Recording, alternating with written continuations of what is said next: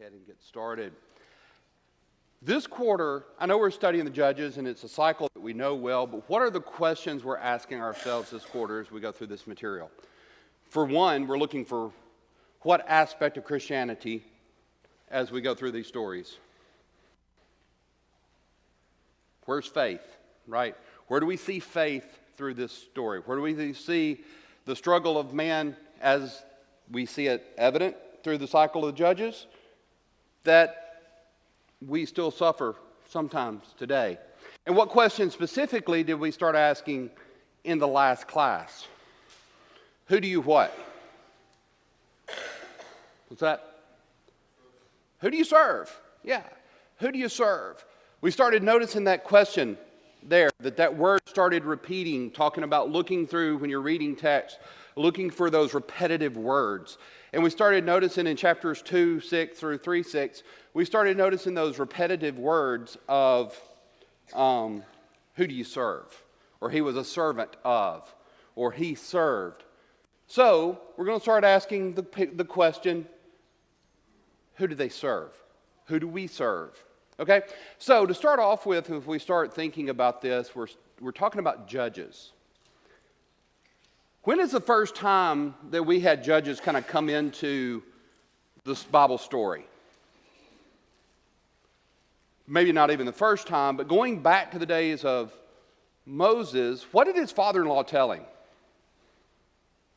What about these people and their problems? It was too much for him to handle. Go, set out, find men who can be judges. So from that earlier time, what can we learn about what a judge was to do? What was a judge to do for the people? Make decisions. We're bringing the hard cases before the judge to see what is the right thing to do. So let me ask the question, was the judge the leader of the people? No, I'm glad to hear that pretty quickly. Who did God want to be the leader of the people? Him, right? We're going to see when we start getting to the kings, who did the people want to be their leader? They wanted a leader like them, like the nations around them. But who did God want to be their leader? He wanted to be their leader. He wanted all eyes coming back to him, but yet the people failed in this. Josh?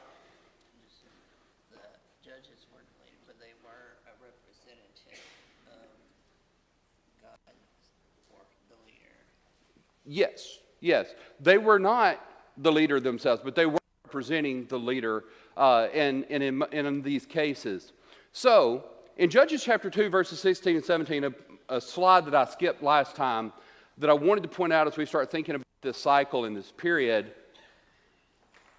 the judges were to tell what was right, but do people have to listen? What has God given man from the very beginning? A choice, yeah. Giving them free will, giving them a choice. So one of the things I found very interesting in chapter 2, verses 16 and 17, he raised up judges who delivered them, yet they would not listen to their judges. So hold on to that fact. And also one other thing as we get ready to start today, there seems to be this concept of a judge and this concept of a deliverer, right? God would send a deliverer to the people. He would send a judge to the people. But in some ways, even when we get into the story of Deborah, you see Deborah as the judge, but who was the deliverer? But God is a deliverer, and what instrument, what person did he use for that? To lead the army into the battle. He sends Barak as the leader of that army into the battle, right? So you see this concept in there. You even see a slight difference in the judge and the deliverer, the one who God would raise up to lead the army or to lead the battle, to take the people in. And there might even be some idea there of a slightly different roles for the ones who are judges versus the ones who is used as deliverers. So anyway, as we go into this, he left the people in the land, chapter 3, the first 6 verses. He left the people in the land, the Philistines, the Canaanites, the Sidonians, the Hivites, those from Mount Lebanon, those from Mount Hermon, And let's ask the question, why did he do this? He wanted to know What did he want to know? He's testing them. What did he want to know? Would they be true to God? Is there anything God doesn't know? Did he need? I mean, right? Was this test for God to know which way they would choose? No, this test was not for God. This test was for them. As the pressure was applied, what will you do? Maybe even a lesson there for us when the pressure is applied. Which way will I go? Who will I serve? Who will I choose in this? So in this period of time, we see in these first few verses, the Lord's anger is hot against them. They know, God said, I'm no longer going to drive the people out from before you. And he left the people in the land to test them, to know whether they would serve him or not. And as early as Judges chapter 3, or even earlier, how well did they do with this test? Right off the bat, we see them begin to fail the test. In Judges chapter 3, verses 6, and they took their daughters to be their wives, and gave their daughters to their sons, and they served their gods. There's that word, served. So as we open our Bible to chapter 3, we're going to start in verse 7. We're going to pick up with Othniel. And Othniel's main nemesis is Mesopotamia. And I want to ask a question. Why would countries like Mesopotamia, huge area, or even Egypt, why would they care about this little strip of land called Israel? Because if you look, here's Mesopotamia, here's Egypt down here, and there's this tiny little strip of land through here. Why is it important to them? We've talked about it a couple of times this quarter. Trade routes. Do you think there's a lot of money flowing from Egypt up to Asia, from Mesopotamia down into Egypt, all these, and you're not going to cut through the desert over here, right? So this area right here is of huge importance. If we zoom in just a little bit, we can see several of the roads or the highways or the trade routes. And if you control the trade routes, who gets the taxes? Who gets the money? So we'll see that these countries, why they care about this little strip of land, they care about this little strip of land because there's a lot of value. There's a lot of money flowing through these. Even Egypt. Kind of interesting, if you go way back to pre-Exodus, Egypt had a huge interest in this portion of the land. And they had several invasions into the land. Time won't allow us to go into it, but we have back in the day, pre-Exodus, history will tell, you had these invasions into the land where they were trying to control this little strip of land. Very interesting during the Armana period, and I will kill names all day. Just go ahead and tell you. If there's a name and it can be said wrong, I'll probably say it wrong, but hopefully you know who I'm talking about. But during this period, which actually kind of coincides with the period of the invasion itself, invasion and conquest of the land, there's really not a lot of history to where Egypt either doesn't show any interest or has zero success. Because if you're a historian, are you going to document all your failures? Right? So if you're going in, if there was any skirmishes into the land and they weren't successful, then the Egyptians are probably not going to write them on their metal scrolls and save them in history. But once you get to about 1320, we start seeing it begin again. Right? We start seeing those quick invasions into the land. We see Seti I. He comes in about 1320, he's coming down through here, and you see him trying to conquer into this area. Again, this is Jezreel Valley, a very important area to have, even up into Tyre. Again, why do they want it? They want it to control. So, that's the setting. The other thing we'll say kind of in setup is we probably won't have a lot of time to talk about Deborah's song, but I hope you read chapter 5 a couple of times, because in Deborah's song we see a lot of hints as to what's going on in the land of Israel, right? You see comments like, there wasn't a spear found in the land. Well, when these people are coming in and oppressing you, what's one of the first things they want to take away? They want to take your way of weapons away to where you cannot wage war. So, hope you read, because we're going to refer to chapter 5 a lot, even though I don't think time is going to allow us to cover a lot of it. So let's start with, where do we know this man Othniel? Right, he's our first judge. Before we get into his story, where do we know him from? Caleb's nephew. He's Caleb's nephew. Caleb, one of the great men of faith, come in and said, to the man who will go and take this city, I will give my daughter. Othniel steps to the challenge and says, I will go. Othniel is successful.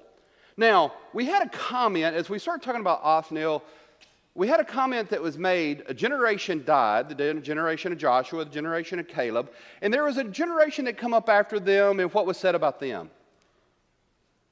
with respect to God or the Lord? They did not know the Lord. Did that mean that absolutely no one knew anything about the Lord and there was no faithful people of this time? I think Othniel is a pretty good example that, yes, as a generation, as a people, a generation grew up that did not know the Lord. There was a generation that grew up that had not been taught. But being in Caleb's family, you think Othniel knew a little bit about the Lord? Knew about the power of the Lord? Othniel is kind of one of those exceptions to this. And there's another thing that we'll see in just a minute about him as an exception. Othniel. The children of Israel did evil in the sight of the Lord in verse 7.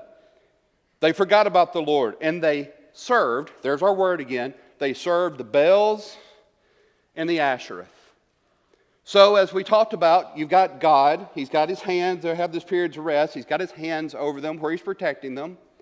They begin to sin, they begin to serve the Baals and the Ashereth, they begin to do this, they begin to do that, do evil in the sight of the Lord. And I like to illustrate it as God says, okay, if you don't want me, I'll remove my protection from you. And with this, he raises up Cush-and-Rishathaim, king of Mesopotamia. And now, who does the children of Israel serve? Cush-and-Rishathaim, right? They have no choice. He comes in, he begins to conquer. He is the controlling factor in this. We don't have a lot of details about this story, other than Cush-and-Rishathaim, who had been of Mesopotamia up in this area, the original birthplace of Abraham, who went from Ur to Padam Haran and back into the land. So up in this area here, you've got Cush-and-Rishathaim, and he is now exerting control over the land of Israel. And by this, they serve him. They're paying him tribute. They are in his control. He is oppressing them. So, what do the people do? How does the cycle go? Verse 9. Yep, you have this oppression. This oppression has been going on now for 8 years. And the people cry out to God. We call it repentance. You can call it cry out. Cry out is the term that New King James uses. And the Lord raises up a deliverer. Deliverance comes. And the deliverance this time comes in the form of Othniel. We don't know a lot. We don't have the story told to us about what Othniel did. It just says that he raised up a deliverer for the children of Israel, who delivered them, Othniel, the son of Kenaz, Caleb's younger brother. But verse 10 has some very interesting things to me about Othniel. There's this phrase beginning, "in the Spirit of the Lord came upon him." There's some would actually reason that all of the judges had the Spirit of the Lord come upon them. But I would debate that. You think Abimelech had the Spirit of the Lord come upon him and controlling what he's doing and helping him judge and make decisions how the people behave? No, right? And there are several times through the Judges, it's said in the days of Gideon and it's said in the days of Eli. So there are times during the Judges that this phrase is used, but this phrase caught my attention. The Spirit of the Lord came upon him. It's actually used in the days of Samson, and the Spirit of the Lord came upon him in a great might, and great power to go in and take care of business that was before him. And then we have these two words kind of used in the same, to judge the people. So you have this concept of he's hearing their plies. The Spirit of the Lord is upon him. Probably one of the few left in this generation that was faithful to the Lord, that knew something about the Lord. Definitely after the Spirit of the Lord came upon him, knew about the Lord. He judged the people. Then he went out to war, and the Lord delivered Cush-and-Rishathaim into his hands. And his hands prevailed over Cush-and-Rishathaim. And he drove him out, and the land has rest for 40 years. Life is good. We've got rest in the land for 40 years. Othniel is a great character. Othniel dies. As we've seen before, what happens when the great leader dies? What do the people do? The cycle starts again. we come to Ehud. And in verse 12, and the children of Israel, again, repetitive words, again, a kind of a repetitive word through here, did evil in the sight of the Lord, and the Lord strengthened Eglon, king of Moab, against Israel. So again, now we've got Eglon, Moab. What are we, Moab family of the people here? And he goes out and he gets Amalekites and the Ammonites to join with him at God's control. He strengthens Eglon because the people of Israel had done evil in his sight. And then he gets the people of Ammon and Amalek, and they went and they defeated Israel. And they take the city of palms. Anybody remember what city of palms, what city that is? What's important about that city? It's kind of the first, right? Also important because is it not kind of a gateway? Here's Jericho, and here's one of those areas where you can ford the Jordan. It's kind of one of those control points, gateway from the west side to the east side of the Jordan River. So now he's come in. So now we have Moabites on the east side in the middle of the people, and Israel is now serving him for 18 years. And when they're serving them, they're not serving God. If they had served God, the problem would have been taken care of to begin with. Verse 15, the people cried out to the Lord. And the Lord sends up a deliverer, and this time after eight years, the deliverer he's going to pick is a Benjamite by the name of Ehud. One of the things I find kind of interesting about Ehud is that he's left-handed. Why do I find that interesting? I'm left-handed, right? So he's one of my heroes, right? But what made it different from a weaponry point of view is it is odd to be a left-handed person. So from a left-handed person, he did have the ability to wear a concealed weapon on the right side because most guards, talk to Jared about this later if you want to, but most people, as they're learning from law enforcement, they're learning to scan people, right? You may think a little bit more about left-handedness now, but okay, I'm going to do a quick scan. This is not as much of a threat because there's no, obviously, weapon where a right-handed person would draw it from here. But a left-handed person would not draw it from here. He would draw it like this. So he's able to make a double-edged sword and conceal it on his right thigh, which would be different to the people that would be observing this. And it's not that this being left-handed was not a curse, but do you remember some other times that left-handedness was brought about? Especially specifically, more than being about left-handed. We'll leave left-handed for a minute, but what about Benjamin? Do you remember that they had men who was just as talented, just as precise with slinging with the left hand as with the right? Come forward into the days of Chronicles chapter 12 and verse 2, and they can shoot bows and they can shoot arrow. They can shoot their bow and arrow just as well with the left as with the right. So you have this group of people that there's something unique about Benjamin and his descendants in that with left-handedness and also with being skilled at war. So, Ehud, he goes and he makes a dagger, about a cubit in length, 9 to 12 inches in there. Fairly large dagger, but it's got to be small enough to conceal. And he mounts it and he goes. Back to our question about faith. Does it take any faith to do what Ehud's about to do? He's going to go into the king. He goes in to take the tribute because you're under their control.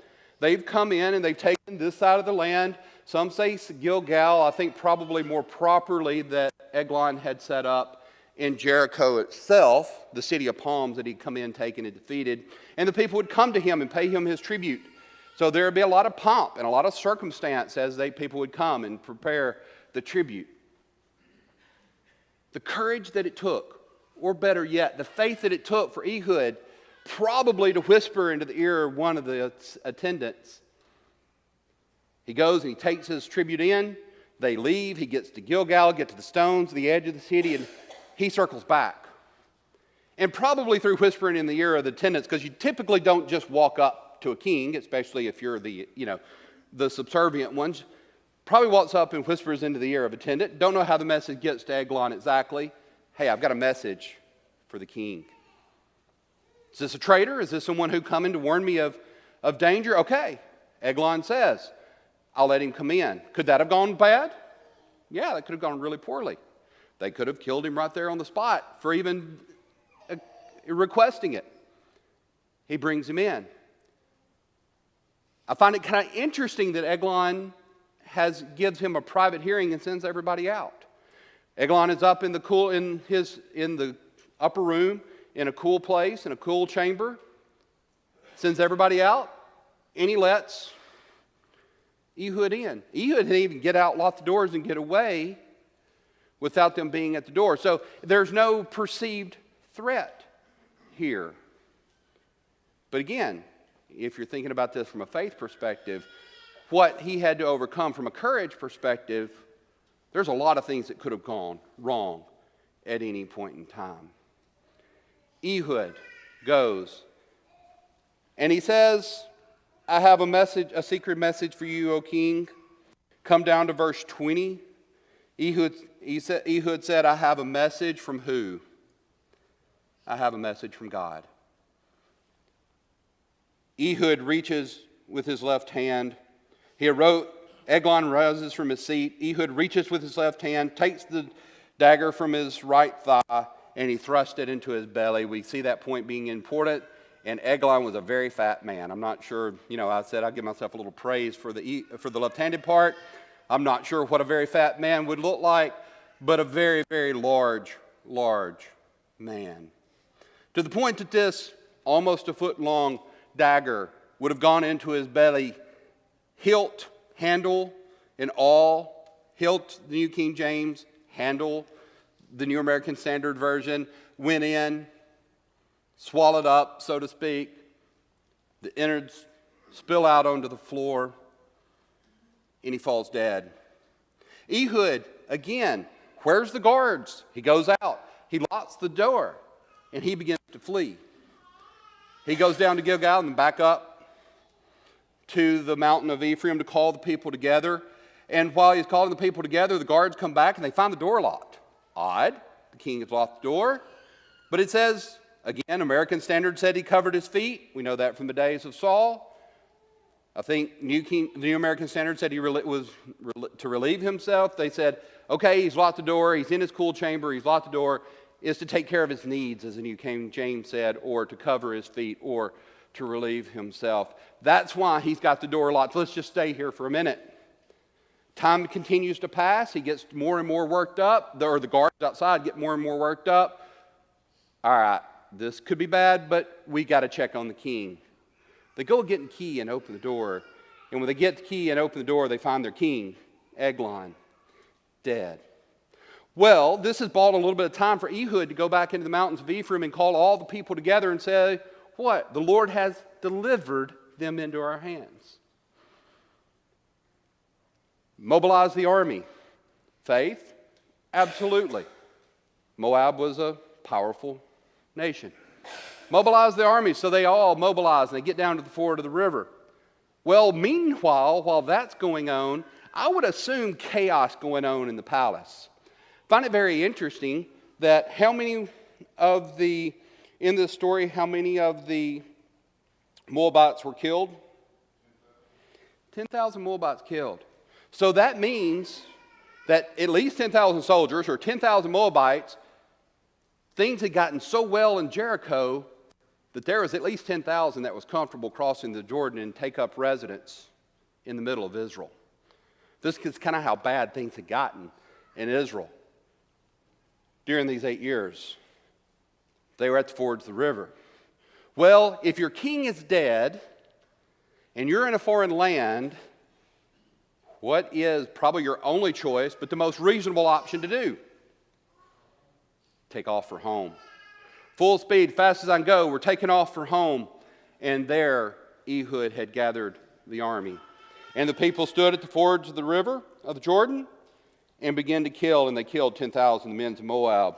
Stout men of valor. So this isn't just, this isn't the small, that had moved in there. These are the warriors that's coming back. This would have been a battle. They killed them all. They killed the stout men of valor.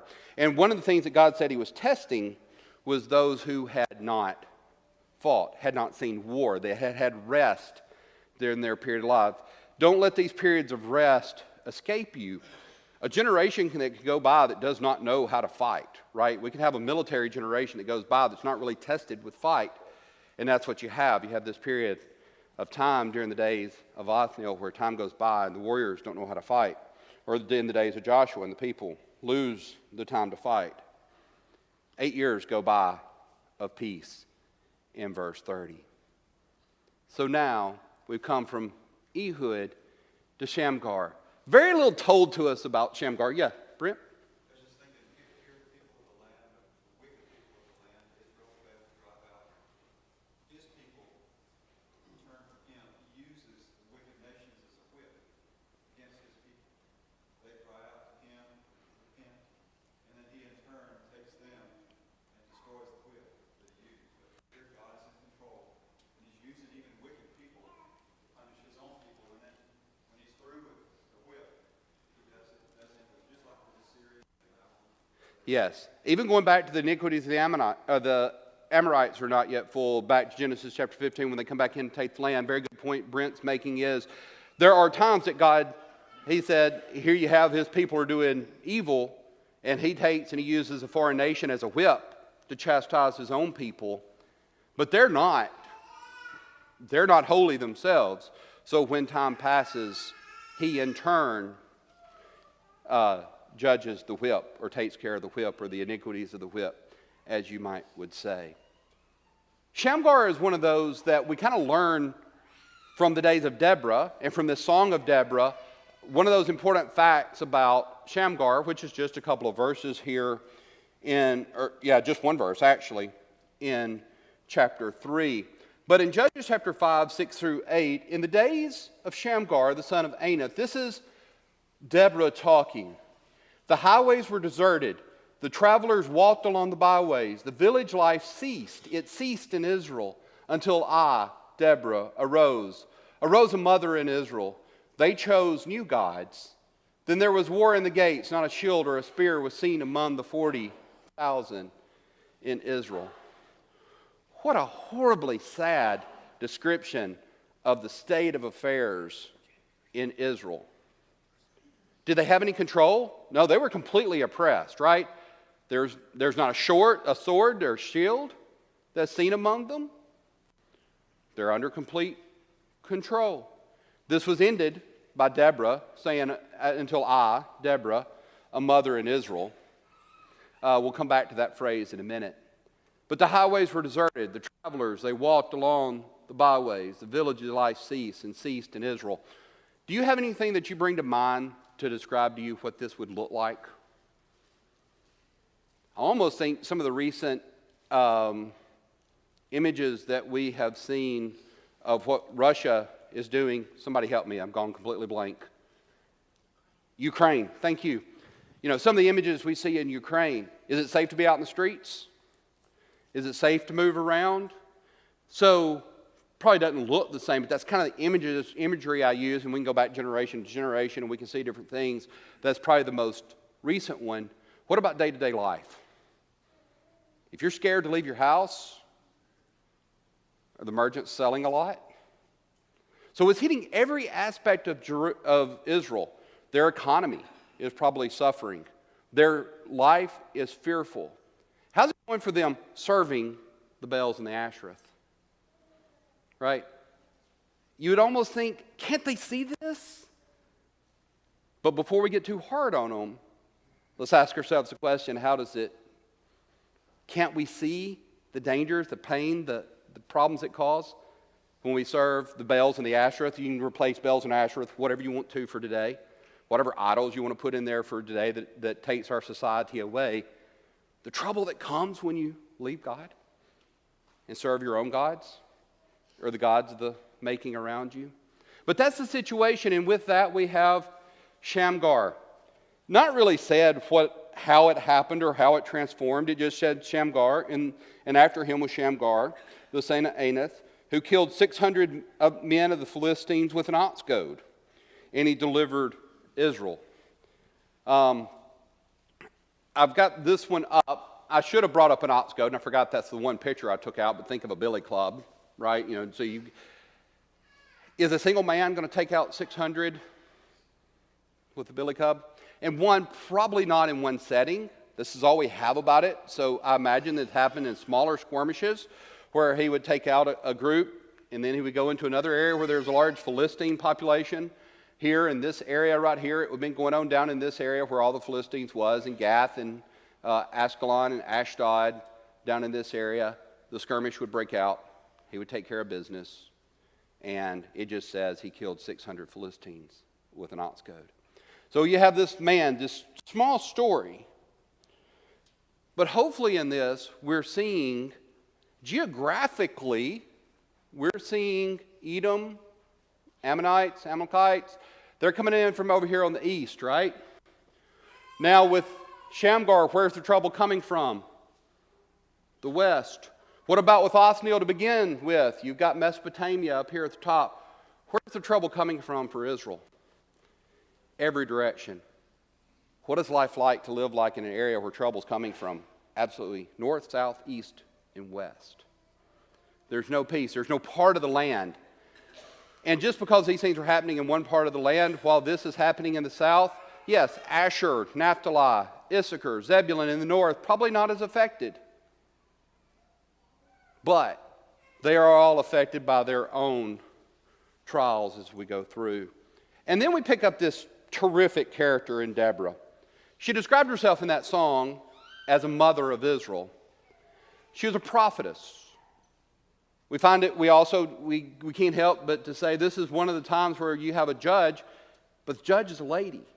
Is there any precedence for that? What's some female prophetesses that we've known through history? Miriam, I think is what I heard, right? You got Miriam, the sister of Moses, got hold of the prophetess, right? So you have these. So you have Deborah, and I'm going to go back a map here for a second. She has set up here in Upper Benjamin, there's Bethel, and there's Ramah. So somewhere in this area, she has set up shop where there's this tree where everybody knows to come to get a judgment from Deborah. What's the right thing here, right?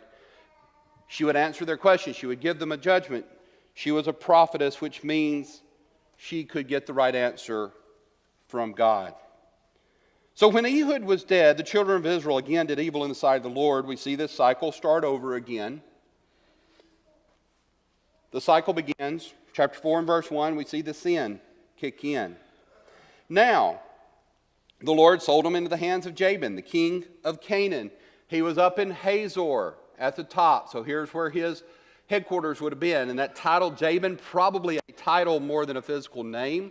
We've got several through history referred to as Jabin through here. So he reigned in Hazor, but his commander of the army, Sisera, was down in this area in Hamath Hagan, here at the bottom, or Hagoim, at Hashereth Hagoim, down a little bit to the south.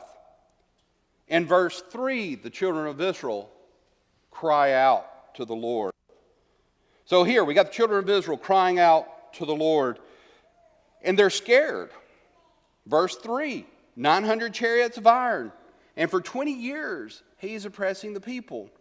Israel, scared of these weapons of war. And what did we learn from the Song of Deborah? What about the weaponry in Israel? They have an abundance or a lack of supply? There's not a shield, there's not a sword. So this is a horrible situation for Israel. And quite frankly, can they do anything about this on their own? They're as helpless as they can be, which is another cycle that we may not point out as much about the people when it comes to our relationship with God. As helpless as they can be in and of themselves. So for 20 years, he was harshly oppressed the children of Israel. And in comes Deborah, a prophetess, one who would be able to talk to God, would hear from God, the wife of Lapidoth. And she's judging Israel at this time. She'd sit under her palm tree at the city in the south, in the side of Benjamin that we pointed out just a moment ago, in the mountains of Ephraim. The children of Israel would come to her for judgment with their problem. And I don't know exactly what's going on here with Barak, but the way she talks to him, it's like he should already know what she was told to do. But if nothing else, there's a prophecy she's been given and a message she's been given to tell Barak. And she doesn't go to Barak, she sends for Barak to come to her. Now, Barak would live up here at Kadesh of Naphtali. Some say it may have been up here, but probably in this area. She's way down here off to the south. Who's in the middle of that? This army, right? This oppression is great.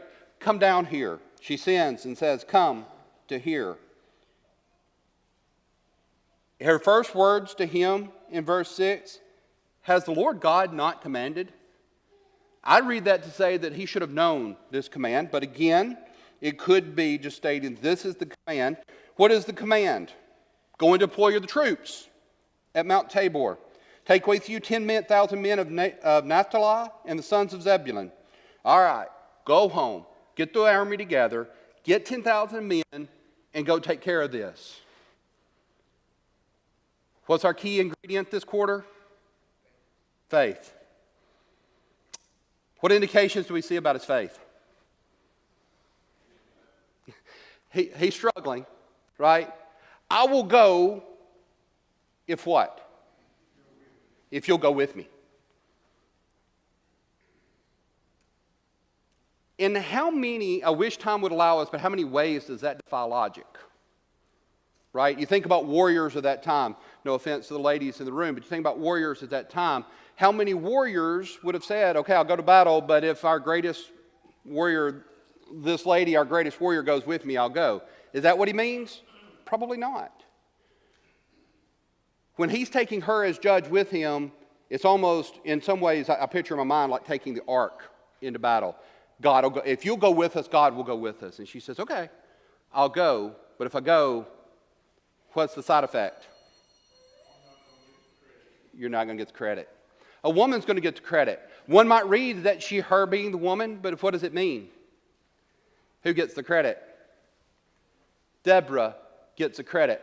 So from the song, like I said, we won't have time for the song, but from the song, what we see is Naphtali and Zebulun, they go in and they help. They take in the battle.